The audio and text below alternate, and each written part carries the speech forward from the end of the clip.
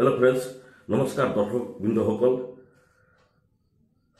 मैं तेजपुर तेजपुर सत्यजित पाल और मैं एज होमिओपैथिक प्रेक्टिशनार है। आज ये भिडिओर जरिए मैं किस होमिओपैथिक इम्पर्टेन्ट कथा आपलोकर कब विचारूँ और मोर केदिनमान धरी मोर मनत यू विचार आছিলে मैं यू सरू एट भिडिओ आपलोकर बनाम और किस मनर कथा आपलोकर कम होमिओपैथिक चिकित्सा शास्त्र सम्बन्ध। होमिओपैथिक चिकित्सा शास्त्र मूल नीति हेनी मैंने आमार जो होमिओपैथिक शास्त्री फादार जो होमिओपैथिक शास्त्र आविष्कार कर सैमुएल हेनिमेन जार्मानीर एजन एलोपैथिक डक्टर आছিলে। एलोपैथिक डक्टर लाइन तो एरि होमिओपैथिक शास्त्र गवेषणा कर उलाइছিল जेतु आमी होमिओपैथिक शास्त्र ट्रिटमेंट अफ होमिओपैथिक मेडिसिन जानो। दरअसल जार्मानीर डक्टर आছিলে और पिछते एलोपैथिक लाइन तो एरि होमिओपैथिक लाइन तो चालू करे सारा दुनियाते सारा विश्वते।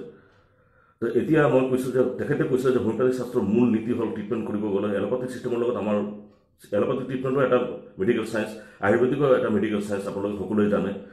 होमिओपैथिक चिकित्सा शास्त्र मूल नीति कैसे जेतिया कोनोबा मानुह बेमार है तार किछुमान लक्षण ओलाय शारीरिक मानसिक किछुमान लक्षण ओलाय pathological physiological mental and pathological किछुमान लक्षण लक्षणबिलाकर लगत जेटा आमार होमिओपैथिक चिकित्सा शास्त्र मेडिकल जिबिलाक मेडिसिन आछे এইবিলাক লক্ষণৰ লগত যেতিয়া এই বেমাৰৰ লক্ষণটো মিলি যায় বেমাৰীবিলাকৰ লগত তো বেমাৰৰ লক্ষণ আৰু মেডিচিনৰ লক্ষণ যেতিয়া মিলাই একলগতে চিকিৎসা যেতিয়া কৰা হয় তেতিয়াকে সিম্পটোমোলজিক্যাল ট্ৰিটমেণ্ট হোমিওপেথিক ৰিয়েল হোমিওপেথিক চিকিৎসা বুলি কয়।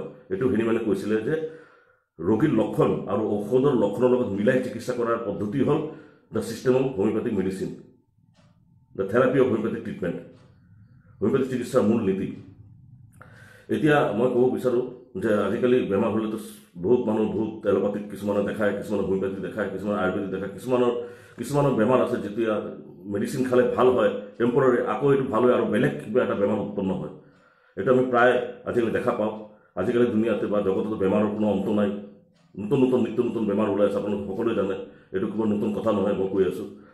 তো মই ক'ব বিচাৰোঁ এই ভিডিঅ'ৰ জৰিয়তে যে চিকিৎসা শাস্ত্ৰ জগতৰ আমাৰ যে হোমিওপেথিক ফাদাৰ আছে সैमुएल हेनिमेन দীৰ্ঘদিন গৱেষণা কৰিছিলে জাৰ্মানীত। পিছতে এই সিদ্ধান্ত উপনীত হৈছিলে।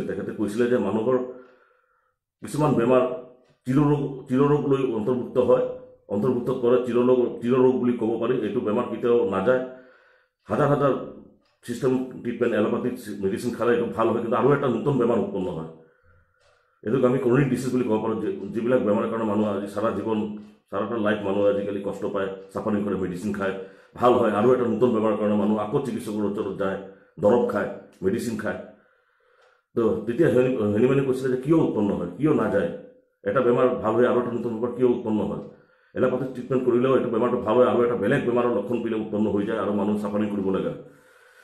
তেতিয়া কৈছিলে যে মানুহৰ তিনিটা দীৰ্ঘদিন গৱেষণা কৰি সিদ্ধান্ত উপনীত হৈছে মানুহ তিনিটা দোষৰ কাৰণে মানে আদিতম দুখ বুলি কয় চিৰৰোগ বুলি কয় ক্ৰনিক ডিজিজ বুলি কয় যে আমি মানৱ জাতি কষ্ট পাওঁ এইবিলাক ৰোগৰ কাৰণে এটা ৰোগ আৰম্ভ হয় আৰু এটা বেমাৰ উৎপন্ন হয়।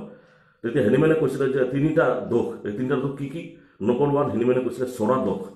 চৰা মানে হ'ল স্কিন ডিজিজ। এইটো মানুহৰ আদিতম দোষ বুলি হেনিমেনে কৈছিলে। বহুত পুৰণি যুগৰ পৰা এইটো চলি আহিছে। এইটো যেতিয়া এলোপেথিক ট্ৰিটমেণ্ট কৰে মানুহ ভাল হয় আৰু বেলেগ বেমাৰ এটা উৎপন্ন কৰে চৰা দোষে স্কিন ডিজিজটো। এইটো হেনিমেনে কৈছে চৰা দোষ। আৰু দ্বিতীয়টো কৈছিলে হেনিমেনে চিফিলিছ উপধ্বংস। আপোনালোকে জানে এইটো সেক্সুৱেলি ট্ৰান্সমিটেড ডিজিজ চিফিলিছ। এইবিলাক যেতিয়া বেমাৰ যেতিয়া মানুহৰ পূৰ্বপুৰুষৰ মাজত তেজৰ মাজত সোমাই থাকে জেনেটিকেলি যিটো কয় পূৰ্বপুৰুষৰ যেনে এনচেষ্টাৰৰ মাজত সোমাই থাকে যেতিয়া মানুহটো আহে তেতিয়া তাৰ বেমাৰ উৎপন্ন হয়। এটা বেমাৰ আৰু বেলেগ এটা বেমাৰ উৎপন্ন হয় এই চৰা আৰু চিফিলিছ এই দুটা দোষৰ কাৰণে। আৰু তৃতীয় নম্বৰ যিটো হেনিমেনে যিটো কৈছিলে সাইকোচিছ মানে ক'ব বিচাৰোঁ চৰা চিফিলিছ আৰু সাইকোচিছ এই তিনিটা দোষৰ কথা হেনিমেনে কৈছিলে। এই তিনিটা দোষ মানুহৰ সমস্ত ৰোগ ব্যাধিৰ মূল কাৰণ।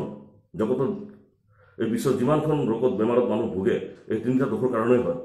চৰা দোষ মানে স্কিন ডিজিজ, চিফিলিছ মানে উপধ্বংস বুলি কয় বেমাৰ বুলি কয় আৰু এটা হেনিমেনে কৈছে সাইকোচিছ দোষ।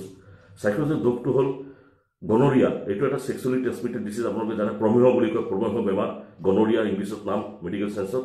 আৰু হেনিমেনে এইটো হোমিওপেথিক পৰিভাষাত সাইকোচিছ বুলি আমি কওঁ। এই তিনিটা হ'ল মানুহৰ আদিতম দোষ যিসকলৰ বাবে মানুহৰ কোনোদিনও কোনো বেমাৰ আৰোগ্য চিৰতৰে নহয়, এটা মেডিচিন খালে এটা ভাল হয় আৰু এটা নতুন বেমাৰ উৎপন্ন হয়। তেতিয়া হেনিমেনে কৈছিলে যে যেতিয়া আপোনালোকে এইবিলাক দোষৰ কথা জানিব গম পাব তেতিয়া এইবিলাকৰ প্ৰতিকাৰৰ কাৰণে ব্যৱস্থা কৰিব।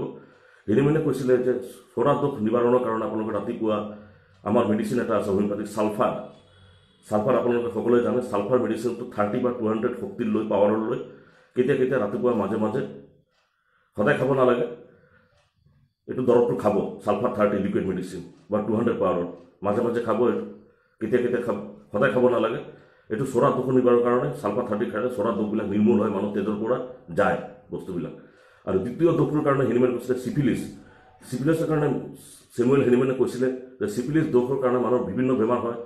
এই বেমাৰটো নিৰ্মূল কৰাৰ কাৰণে হেনিমেনে কৈছিলে যে আপোনালোকে মাৰ্কুৰিয়াছ চল বুলি আমাৰ এটা মেডিচিন আছে, মাৰ্কুৰিয়াছ চল, এইটো মাৰ্কুৰি দি বনোৱা হৈছে হোমিওপেথিক পদ্ধতিত। এইটো আপোনালোকে ৰাতিপুৱা কেতিয়া খালী পেটত দৰৱটো সেৱন কৰিব, সদায় সেৱন কৰিব নালাগে। মাৰ্কুৰিয়াছ চল 30 বা 200 কেতিয়া কেতিয়া মাজে মাজে। এইটো চিফিলিছ দোষ নাশ কৰাৰ কাৰণে। আৰু এটা মেডিচিনৰ কথা কৈছে চিফিলিনাম, এইটোও খাব পাৰি চিফিলিছ দোষ নাশ কৰাৰ কাৰণে, মাজে মাজে, ৰেগুলাৰ নহয়। ৰাতিপুৱা খালী পেটত সেৱন কৰিব লাগে, সপ্তাহত 2টা ড'জ খালে, আকৌ গেপ দিলে এনেকৈ খালে। আৰু তৃতীয় দোষটো হ'ল চাইক'চিছ, মানে গনৰিয়া, প্ৰমেহ।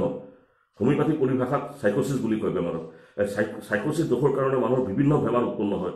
ক্ৰনিক ডিচেণ্ট্ৰি কওক, ব্ৰংকেল এষ্টামা কওক, এইবিলাক চাইক'চিছ দোষৰ, ব্লাড প্ৰেছাৰ কওক, এইবিলাক চাইক'চিছ দোষৰ কাৰণে হয়। হোমিওপেথিক শাস্ত্ৰত লিখা আছে। হেনিমেনে কৈছিলে চাইক'চিছ দোষ নিবাৰৰ কাৰণে আপোনালোকে জানে, যিহেতু হোমিওপেথিক ট্ৰিটমেণ্ট কৰে মেডিচিনৰ, যিহেতু হোমিওপেথিক সম্বন্ধত জ্ঞান ৰাখে। থুজা, আমাৰ এটা মেডিচিন থুজা অক্সিডেণ্টেৰিছ, থুজা বুলি মেডিচিনটো 30 বা 200 পাৱাৰৰ ৰাতিপুৱা কেতিয়াবা খালী পেটত সেৱন কৰিব। তেতিয়াহ'লে চাইক'চিছ দোষটো ধীৰে ধীৰে নাশ হ'ব। আৰু এই 3টা দোষৰ কাৰণে যদি নাশ হৈ যায়, তেতিয়া মানুহৰ কোনো বেমাৰ চিৰস্থায়ী হ'ব নোৱাৰে। তেতিয়া এটা বেমাৰ ভাল হ'লে আৰু এটা বেমাৰ উৎপন্ন নহয়, বেমাৰটো চিৰতৰে নিৰ্মূল হ'ব। ইয়াৰ কাৰণে হোমিওপেথিক বস্তুটো যিকোনো বেমাৰক একদম মানে শিপাডালি উখুৰাই পেলায়, যিটো কৈছে মানে পূৰা কমপ্লিটলি নাশ কৰি দিয়ে। কিন্তু ধৈৰ্য লাগিব, ধীৰে ধীৰে হ'ব, লাহে লাহে হ'ব, একদিনতো নহয়। হোমিওপেথিক এনেকৈ কৈছে চিৰৰোগৰ কাৰণে, চৰা চিফিলিছ চাইক'চিছৰ কাৰণে মানুহৰ জগতৰ নানা ৰোগ বিধি হয়, মানুহে কষ্ট পায়, ছাফাৰিং কৰে। ইয়াৰ কাৰণে তেখেতে কৈছিলে যে চৰা দোষৰ কাৰণে নাশ কৰে ছালফাৰ 30 মেডিচিন, চিফিলিছৰ কাৰণে হেনিমেনে কৈছিলে মাৰ্কুৰিয়াছ চল 30 বা 200 পাৱাৰৰ, নাইবা চিফিলিনাম মেডিচিনটো 30 বা 200 পাৱাৰৰ। আৰু থুজা যি মেডিচিন কৈছে চাইক'চিছ দোষ নাশ কৰাৰ কাৰণে, থুজা মেডিচিনটো 30 বা 200 পাৱাৰৰ ৰাতিপুৱা খালী পেটত দৰৱটো সেৱন কৰিব। তেতিয়া চব আপোনালোকৰ যিকোনো বেমাৰ আপোনালোকৰ দেহাতে চিৰস্থায়ী হ'ব নোৱাৰে। আশা কৰিছোঁ এইটো ভিডিঅ'টো আপোনালোকৰ ভাল লাগিছে। এইটো হোমিওপেথিক চিকিৎসাৰে কথা হয়, জ্ঞানৰ কথা হয়। এইটো ফ'ল' কৰিব লাগে, তেতিয়া আমাৰ হোমিওপেথিক চিকিৎসা শাস্ত্ৰটো উন্নত হ'ব। আৰু মানুহ যিমান কঠিন চিৰস্থায়ী বেমাৰ আছে তাৰ পৰা নিশ্চয় তেখেতলোকে মুক্তি লাভ কৰিব, আৰোগ্য হ'ব।